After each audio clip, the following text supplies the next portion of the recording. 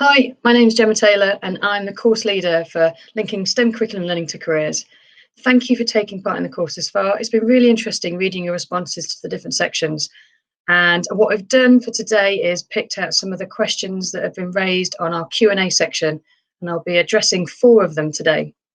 So the first question I'm going to be answering today is from Claire and Alison, who asked about supporting young people with additional needs. The first thing to mention here is that the SEND Gatsby Benchmark Toolkit, it's been produced by the Careers and Enterprise Company, and if you download the toolkit and visit the section on Benchmark 4, which is linking curriculum learning to careers, you'll find some great examples of what career learning looks like in an SEND setting. For example, using career learning as a context for lessons, like time management for maths or different styles of work clothing and design and technology, but it also provides some suggestions for the types of employer activities that might be suitable. And great examples here would be bringing work-related equipment into lessons and judging in school competitions. I've also took some advice from our course mentor, Liz Painter, and Liz has suggested that your local job centre might have a disability employment advisor who could suggest routes into employment and local labour market information. Finally, if you're based in England, your school should have access to an enterprise advisor. This is a volunteer from industry who can connect you to the businesses and career support that's available to you. This contact, it's normally made by your careers leader, so speak to them as the first person. If you are the career leader, then get in touch with your local careers and enterprise company network, and I'll put a link to that in this post. The next question today is from Pretty, who asks how we can best balance our timetables to fit in extra activities that promote STEM clubs. So for an answer for this question, I've been in touch with our fantastic STEM clubs team, and what they've suggested is, firstly, looking at what a STEM club is, it's a fun way of exploring topics you can't necessarily do in the curriculum. So in terms of scheduling it in, STEM clubs work best when they're used to support the STEM agenda and they can add value to learning. Really successful clubs tend to run for about an hour every week. And it might be that one session you run is in a lunchtime or one is after school. It totally depends on what you're doing. The advice from the STEM clubs team is a 20-minute session every 2 weeks is better than no sessions at all. So doing what you can, that's the important thing. You need to enjoy the club as much as your students. So if time's going to be an issue, what I'll give you now is some suggestions of how you can reduce your commitment and make sure that students are still getting that experience. So firstly, if you're short on time and you still want to do a club, then just try introducing an enrichment activity into a lesson if you can make a bit of room for it. Although we want it to be in a club setting, just getting the chance to familiarise yourself and the students with that way of learning is a good way to start. One of the best ways of doing this, the STEM clubs team have suggested, is getting a link to a topic that you're already covering. So it might be you're covering a topic in science that you can find relates to a STEM club activity in our resources collections, and we'll share those resource collections with this post. Support from your colleagues is really important. Whatever you do, try to find at least 2 or 3 staff to take part in the club, and that way you can reduce the workload and all enjoy the benefits of being part of STEM clubs. Also, consider those older trusted students that could be used to mentor the younger club members, and that way they could then take on some key aspects of running the club.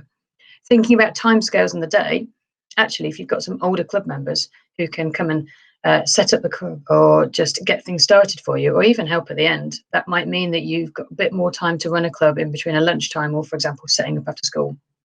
Another advantage of using these older students in your STEM clubs to support is that they're actually developing their career learning at the same time. So they're working on those essential skills that we looked at in section 2.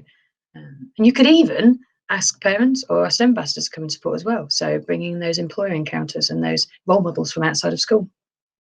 The best place to go for support on any of the things I mentioned, or to find resources or guidance around STEM clubs, is the STEM clubs area of the STEM Learning website, and we'll put a link to that with this video.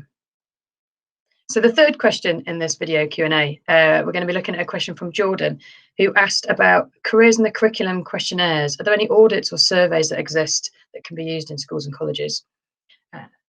Brilliantly, yes, there are. So I get to give you a very confident answer with that one. STEM Learning have a lot of content that you can use, and you're more than welcome to adapt. I'm going to quickly take you through the key surveys now. So in week 1 of this course, there was an audit on section 1.5. You're welcome to take that and to use it. It was a very top level audit that gets people kind of thinking about the key areas they might want to consider for career learning. In section 1.8, there's a student survey, And I know not many of you will have been able to use it this time during the course, but you're more than welcome again with section 5, take the content and adapt it and use it. And even if you just ask a couple of questions, maybe you could even ask them as homeworks next year, but they're great ideas that you can use for student content and for that kind of first level colleague conversation. Having a look at what else is out there, there's also a collection of surveys and resources that you can use on the STEM Learning website. So these evaluation tools are in a collection called Measuring the Impact of Your STEM Career Activities. And we'll make sure we put a link to that in this post. They include measuring the impact of STEM ambassador activities, and they've got some student surveys taken from a STEM careers toolkit that was produced a few years ago. Again, take the questions that are relevant to you, take the things that work, and feel free to adapt.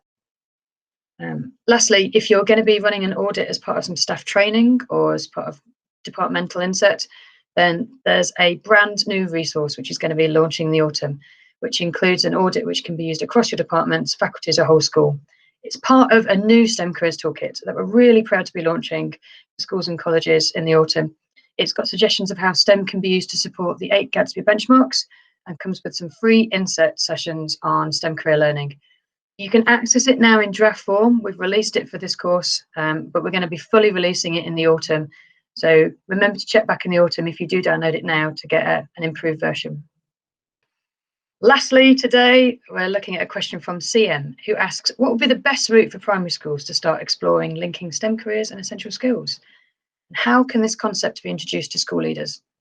So it's another great question and really timely, as there's now a primary toolkit for careers that's been released by the Careers and Enterprise Company. I'll be posting a link to that with this video, and it contains an overview of what career learning looks like in primary schools, including information on how to bring career learning into lessons, extracurricular, and those all-important employer activities. It's also got a cracking selection of primary resources that you can be inspired by, so it's well worth a look. And we'll make sure we post a link to it at the end of this video.